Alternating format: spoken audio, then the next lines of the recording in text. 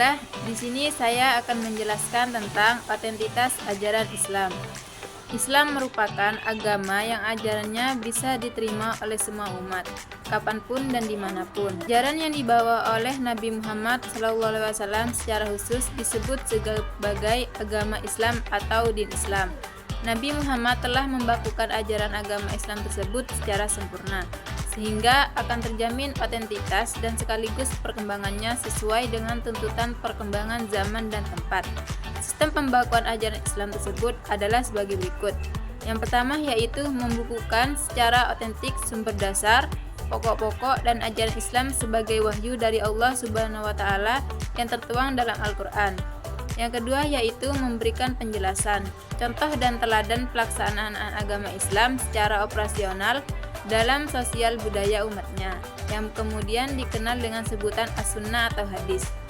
Yang ketiga yaitu memberikan cara atau metode untuk mengembangkan agama Islam secara terpadu dalam kehidupan sosial budaya umat manusia sepanjang sejarah dalam sistem ijtihad. Dengan sistem pembakuan tersebut, ajaran Islam akan tetap sempurna dan dinamis, yakni sesuai dengan tuntutan perkembangan zaman dan tempat. Al-Quran adalah kumpulan otentik dari firman-firman Allah yang disampaikan kepada Nabi Muhammad melalui malaikat Jibril yang ditulis dalam bahasa Arab sebagai sumber ajaran Islam. Sebagai kumpulan otentik firman Allah, Al-Quran akan tetap otentik sepanjang zaman dan inilah yang akan menjamin bahwa ajaran agama Islam akan tetap sempurna dan lurus. As-Sunnah adalah tradisi, kebiasaan, dan praktek-praktek pelajaran agama Islam yang dilaksanakan dan ditetapkan oleh ajaran Nabi Muhammad SAW sebagai penjelasan secara operasional, serta contoh teladan pelaksanaan dari firman-firman Allah. Untuk materi yang kedua yaitu karakteristik ajaran Islam. Ajaran-ajaran Islam memiliki karakteristik yang khas yang berbeda dari ajaran-ajaran agama lainnya. Ali Anwar Yusuf menyebutkan bahwa karakteristik agama Islam dibagi menjadi beberapa bagian. Yang pertama yaitu komprehensif. Komprehensif sekalipun umat Islam berbeda-beda bangsa dan berlainan suku dalam menghadapi asas-asas yang umum, umat Islam bersatu padu untuk mengamalkan asas-asas tersebut. Yang kedua yaitu moderat. Islam memenuhi jalan tengah, tidak berat ke kanan untuk mementingkan kejiwaan atau rohani dan tidak berat ke kiri untuk mementingkan kebendaan atau jasmani. Inilah yang diistilahkan dengan teori wasyatiyah, yaitu menyelaraskan antara kenyataan dan fakta.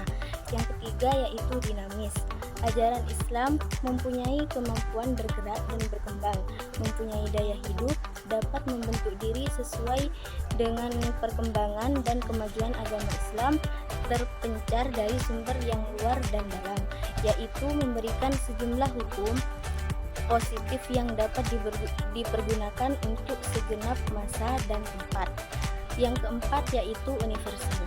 Ajaran Islam tidak ditunjukkan kepada suatu kelompok atau suatu bangsa tertentu, melainkan sebagai rahmatan lil alamin, yaitu sesuai dengan misi yang diemban oleh Rasulullah SAW. Ajaran Islam diturunkan untuk menjadikan pedoman hidup seluruh manusia untuk meraih kebahagiaan di dunia dan di akhirat. Dengan demikian, hukum Islam bersifat universal. Yang kelima yaitu elastis dan fleksibel. Ajaran Islam berisi disiplin-disiplin yang dibebankan kepada setiap individu. Disiplin tersebut wajib ditunaikan dan orang yang melanggarnya akan berdosa. Yang keenam yaitu tidak memberatkan. Ajaran Islam tidak memberatkan. Ajaran Islam tidak pernah membebani seseorang sampai melampaui kemampuannya, karena Islam mempunyai misi sebagai rahmatan bagi manusia. Yang ketujuh yaitu graduasi atau berangsur-angsur. Ajaran-ajaran Islam yang diberikan kepada manusia secara psikologis sesuai dengan fitrahnya sendiri. Allah Subhanahu wa taala menurunkan agama Islam secara berangsur-angsur bertujuan agar manusia melaksanakannya dengan sebaik-baiknya. Yang kedelapan yaitu sesuai dengan fitrah manusia. Ajaran Islam sesuai dengan fitrah manusia dalam arti sesuai dengan watak hakiki dan asli yang dimiliki oleh manusia. Kondisi awal ciptaan manusia memiliki potensi untuk selalu mengetahui dan cenderung pada kebenaran, yang dalam Al-Quran disebut dengan hanif. Yang terakhir yaitu argumentatif filosofis. Ajaran Islam merupakan ajaran yang argumen, tidak cukup dalam menentukan persoalan-persoalan dengan mengandalkan doktrin, lugas, dan instruksi keras, akan tetapi harus dapat mengikuti dan menguasai segala persoalan dengan disertai alasan yang kuat dan argumentasi yang akurat. Untuk pembahasan yang ketiga yaitu dimensi-dimensi ajaran Islam. Dimensi berarti parameter atau pengukuran yang dibutuhkan untuk mendefinisikan sifat-sifat suatu objek, baik itu panjang, lebar, dan tinggi atau ukuran dan bentuk. Pengertian dimensi dalam Oxford dikoordinati yaitu dari kata dimension, yang artinya ukuran dari panjang, lebar, atau berat dari suatu. Yang kedua yaitu ukuran yang luas dari suatu situasi. Adapun dimensi-dimensi Islam yang dimaksud pada bagian ini adalah sisi keislaman seseorang, yaitu iman, Islam, dan ihsan. Nurkholis Masjid menyebutkan sebagai teologi ajaran ilahi, dimensi pemikiran Islam yaitu aspek atau cara untuk melihat sesuatu permasalahan pada pandangan atau kepercayaan dari kelompok atau seseorang terhadap Islam. Untuk materi yang keempat yaitu memahami ajaran Islam dalam struktur Islam, iman, dan ihsan. Yang pertama yaitu Islam. Ada dua sisi yang dapat digunakan untuk memahami pengertian Islam, yaitu sisi kebahasaan dan sisi peristilahan. Dari sisi kebahasaan, Islam berasal dari bahasa Arab, yaitu kata salamah yang mengandung arti selamat, sentosa, dan damai. Kata salam kemudian diubah menjadi aslama yang berarti berserah diri, masuk dalam kedamaian. Kita dapat menyimpulkan bahwa kata Islam dari sisi kebahasaan mengandung arti patuh, tunduk, taat, dan berserah diri kepada Tuhan dalam upaya mencari kebahagiaan dan keselamatan hidup di dunia dan untuk di akhirat kelak. Dan dari istilah Islam berarti agama yang ajaran-ajarannya diwahyukan Tuhan kepada masyarakat melalui Nabi Muhammad SAW sebagai Rasul. Islam pada hakikatnya membawa ajaran-ajaran yang bukan hanya mengenal satu segi, tetapi mengenai berbagai segi dalam kehidupan manusia. Islam adalah agama yang universal, yang misinya adalah rahmat bagi semua penghuni alam. Jadi, secara istilah, Islam ialah nama bagi suatu agama yang berasal dari Tuhan, bukan berasal dari manusia. Nabi Muhammad SAW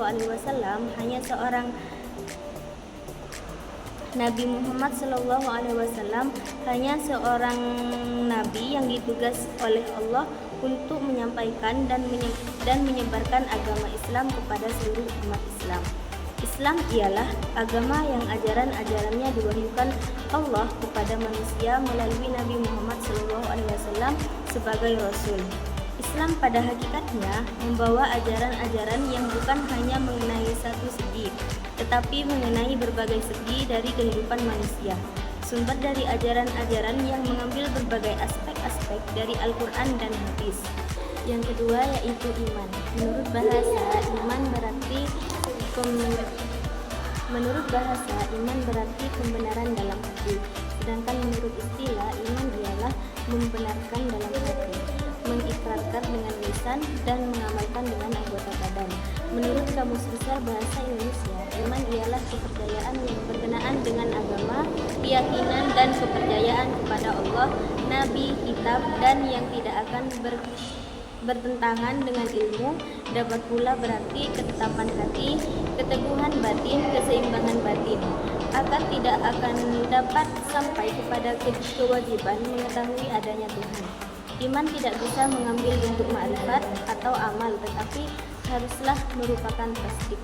Adapun batasan yang dikemukakan Al-Baghawi tentang iman ialah menerima dalam hati dengan lidah bahwa tiada Tuhan selain Allah dan tidak ada yang serupa dengannya.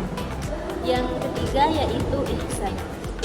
Dalam hadis Nabi menjelaskan, ihsan ialah bahwa engkau menyebut Allah seakan-akan engkau melihatnya dan engkau tidak melihatnya. Dan kalau engkau tidak melihatnya, maka sesungguhnya dia melihat engkau. Maka ihsan ialah ajaran tentang penghayatan pekat akan maka sesungguhnya dia melihat engkau. Maka ihsan ialah ajaran tentang penghayatan pekat akan hadirnya Tuhan dalam hidup melalui penghayatan diri sebagai sedang menghadap dan berada di depan hadiratnya ketika beribadah. Ihsan ialah pendidikan atau latihan untuk mencapai dalam arti sesungguhnya.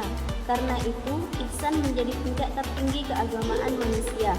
Ia tegaskan bahwa makna ihsan lebih meliputi daripada iman, dan karena itu pelakunya adalah lebih khusus daripada pelaku iman. Sebagaimana iman lebih meliputi daripada Islam, sehingga pelaku iman lebih khusus daripada pelaku Islam. Sebab dalam ihsan sudah terkandung iman dan Islam, sebagaimana dalam iman sudah terkandung Islam. Dari penjelasan iman, Islam, dan Islam adalah tiga dimensi ajaran Islam yang saling terkait dan melengkapi satu sama lain. Tidak ada satu dimensi pun yang bisa dipisahkan atau diabaikan dari dimensi lainnya. Seorang muslim harus berusaha untuk mengembangkan ketiga dimensi ini dalam dirinya agar menjadi hamba Allah yang sempurna. Untuk pembahasan yang terakhir yaitu sumber ajaran Islam seperti Al-Quran, hadis, dan ijtihad. Pengertian Al-Quran yaitu Al-Quran berasal dari kata qoro'a yaqra'u qira'atan, yang berarti mengumpulkan dan menghimpun huruf-huruf serta kata-kata dari satu bagian ke bagian lain secara teratur. Ada juga sumber lain mengatakan bahwa Al-Quran secara harfiah berarti bacaan sempurna, merupakan suatu nama pilihan Allah yang sungguh tepat, karena tiada satu bacaan pun setiap manusia mengenal baca tulisan yang dapat menandingi Al-Quran Al-Karim. Secara terminologi, Al-Quran adalah kitab suci yang diwahyukan Tuhan kepada Nabi Muhammad SAW yang disampaikan melalui malaikat Jibril yang dikomunikasikan dengan bahasa Arab. Harus dipercayai tanpa syarat dan menjadi pedoman bagi para pengikutnya, yaitu umat Islam di seluruh dunia. Untuk pembahasan yang kedua yaitu pengertian hadis. Umat Islam telah sepakat bahwa hadis merupakan sumber hukum kedua setelah Al-Quran, dan tidak boleh seorang muslim hanya mencukupkan diri dengan salah satu dari kedua sumber Islam tersebut. Al-Quran dan hadis merupakan dua sumber hukum Islam yang tetap. Umat Islam tidak mungkin dapat memahami tentang syariat Islam dengan benar sesuai dengan tanpa Al-Quran dan hadis. Banyak dari ayat Al-Quran yang menerangkan bahwa hadis merupakan sumber hukum Islam selain Al-Quran yang wajib diikuti, baik itu dalam hal perintah ataupun larangan. Macam-macam hadis pertama yaitu hadis sahih. Hadis sahih adalah hadis yang memenuhi syarat-syarat keabsahan baik dari segi sanad maupun matan. Sanad hadis sahih memiliki rantai periwayatan yang kuat dan terjamin, sedangkan matannya bebas dari kesalahan dan penyimpangan. Yang kedua yaitu hadis hasan. Hadis hasan adalah hadis yang memiliki sanad yang baik namun tidak sekuat hadis sahih. Matannya juga umumnya bebas dari kesalahan, namun mungkin terdapat sedikit kelemahan. Yang ketiga yaitu hadis dhaif. Hadis dhaif adalah hadis yang memiliki kelemahan baik dari segi sanad maupun matan. Sanad hadis dhaif mungkin memiliki perawi yang lemah atau terdapat putus rantai periwayatan. Matannya juga mungkin mengadukan kesalahan atau penyimpangan. Penting untuk memahami klarifikasi hadis ini karena tidak semua hadis memiliki tingkatan keabsahan yang sama. Hadis sahih dan hasan dapat dijadikan sebagai dalil dalam hukum Islam, sedangkan hadis dhaif tidak dapat dijadikan sebagai dalil. Yang terakhir yaitu pengertian ijtihad. Ijtihad memiliki arti kesungguhan, yaitu mengerjakan sesuatu dengan segala kesungguhan. Ijtihad dari sudut istilah berarti menggunakan seluruh potensi nalar secara maksimal dan optimal untuk mengistibatkan suatu hukum agama yang dilakukan oleh seseorang atau sekelompok ulama yang memenuhi persyaratan tertentu pada waktu tertentu untuk merumuskan kepastian hukum mengenai suatu perkara yang tidak ada status hukumnya dalam Al-Quran dan Sunnah dengan tetap berpedoman pada dua sumber utama. Dengan demikian, ijtihad bukan berarti penarahan bebas dalam menggali hukum satu peristiwa yang dilakukan oleh mujtahid, melainkan tetap berdasar pada Al-Quran dan Sunnah. Walaupun ijtihad diperbolehkan untuk dilakukan oleh mujtahid, yaitu orang yang berijtihad yang memenuhi syarat. Namun tidak berarti bahwa ijtihad dapat dilakukan dalam semua bidang. Akan tetapi, ijtihad memiliki ruang lingkup tertentu. Baiklah, di sini terdapat macam-macam ijtihad. Yang pertama yaitu ijma'. Ijma' merupakan salah satu sumber Islam yang memiliki posisi kuat dalam menetapkan hukum dari suatu peristiwa. Bahkan setelah diakui luas sebagai sumber hukum yang menempati posisi ketiga dalam hukum Islam. Sejumlah ayat dan hadis Nabi menjadi pembenaran teologis kekuatan ijma' sebagai sumber hukum dalam Islam. Yang kedua yaitu qiyas. Secara harfiah berarti analogi atau mengumpamakan. Adapun menurut pengertian para ahli fikih, qiyas adalah menetapkan hukum tentang sesuatu yang belum ada atau dalilnya yang tegas dengan sesuatu hukum yang sudah ada nas atau dalilnya yang didasarkan atas persamaan lihat antara keduanya. Yang ketiga yaitu al-maslahat al-mursalah.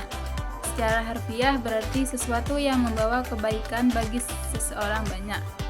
Adapun menurut para ahli hukum Islam, al-maslahat al-mursalah adalah sesuatu yang di dalamnya mengandung kebaikan bagi masyarakat, sehingga walaupun pada masa lalu hal tersebut tidak diberlakukan, namun dalam keadaan masyarakat yang sudah makin berkembang, keadaan tersebut dianggap perlu dilakukan. Yang keempat yaitu urf. Secara harfiah berarti sesuatu yang berlaku atau yang sudah dibiasakan. Adapun menurut para ahli hukum Islam, urf adalah sesuatu yang berlaku di masyarakat atau tradisi yang mengandung nilai-nilai kebaikan bagi masyarakat. Yang kelima yaitu istihsan. Secara harfiah berarti memandang sesuatu secara baik. Menurut Islam, istihsan artinya segala sesuatu yang dipandang manusia pada umumnya sebagai hal yang baik dan tidak bertentangan dengan Al-Quran dan Sunnah. Yang keenam yaitu qaul al-sahabat. Secara harfiah berarti ucapan sahabat. Dalam pengertian umum, qaul al-sahabat adalah pendapat, pandangan, pikiran, dan perbuatan para sahabat yang sejalan dengan Al-Quran dan Sunnah. Yang ketujuh yaitu sya'run man qablana. Secara harfiah berarti agama sebelum kita. Dalam pengertian yang lazim, sya'run man qablana adalah ajaran yang terdapat di dalam agama yang diturunkan Tuhan sebelum Islam, yang terdapat di dalam kitab Zabur, Taurat, Injil yang masih asli, yang tidak bertentangan dan masih sesuai dengan kebutuhan zaman. Mungkin itu saja yang bisa kami sampaikan. Kurang lebihnya mohon maaf. Assalamualaikum warahmatullahi wabarakatuh. Take me back to